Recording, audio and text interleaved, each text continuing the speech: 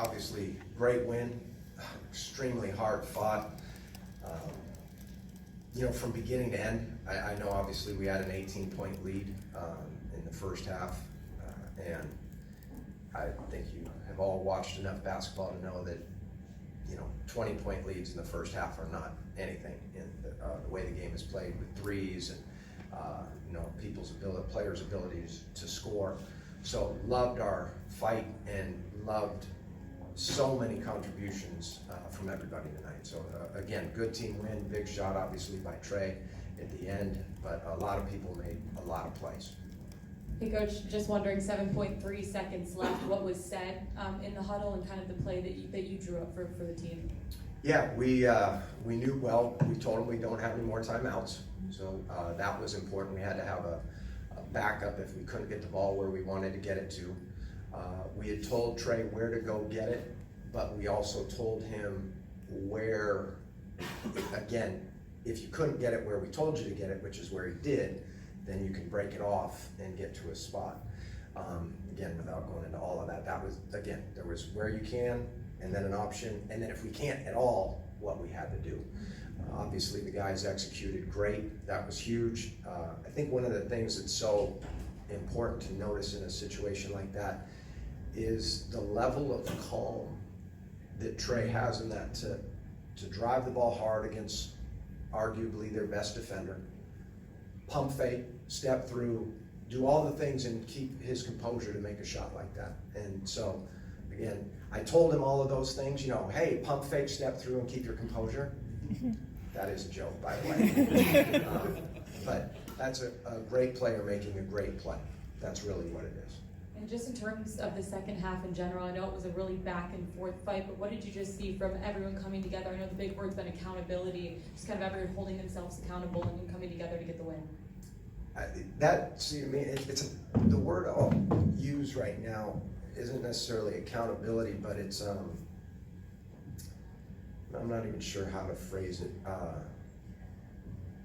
More respect for your teammate or what needs to be done. And even though you may not like it, this is best for the team.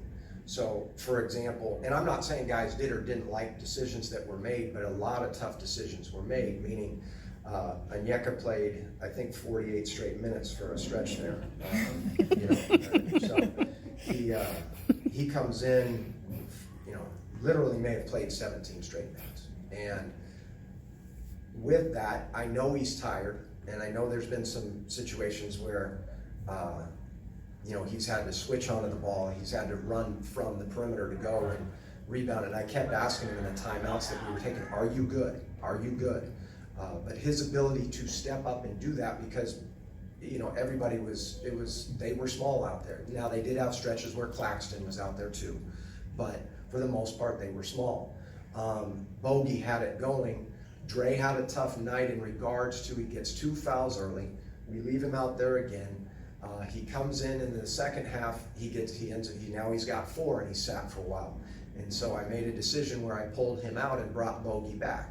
And then I told him, I said, be ready, and we brought him in for defense. So we were kind of rotating offensive, defensive situations. But that's not easy. But it was a read that Bogey's had a good game, so we had to make it, again, just went that route. John Collins was going to be limited minutes-wise, and we knew that. But we were in a tough situation in terms of they were making a run, and we ended up burning up his minutes earlier than we would have liked to, but he helped us. Like, we ended up having like an 8-point lead. And I'm not sure if that was exactly when he came out, but he helped us go from basically a deficit or tie game to a lead. And so a lot of tough decisions were made, and the guys stood with one another. So again, that's a way too long-winded of an answer, but I hope you understand the commitment the team made to one another was really big. I'm curious, what was John's minutes restriction for today or moving forward? 15, and I went over it. No, I'm kidding. I don't want to get into his minute restriction, okay. The actual number, okay. But I did go over it. And as far as Trey being the guy that had the ball in his hands in the past, we've seen him be the inbounder with the messaging being that he's the best passer. I'm curious what went into the switch? Oh, I think there's multiple things that go into when you run an end of game play and you're trying to execute. You know, a lot of times philosophically, people will say the most dangerous person on an out of bounds play is the inbounder. Mm-hmm. So if Trey's your inbounder, then you're probably right. He's pretty dangerous. But in this particular situation, we knew where we wanted to go, and so obviously it'd be difficult to have him get it. And Yeah. you got it. You talked about Bogey having a good game. It seems like he's got his legs back after a break. What are you seeing from him, and what does that sort of give you when he's at full capacity? His confidence is high. When he is at full capacity, obviously another threat out there. A great IQ player. There are plays that he makes.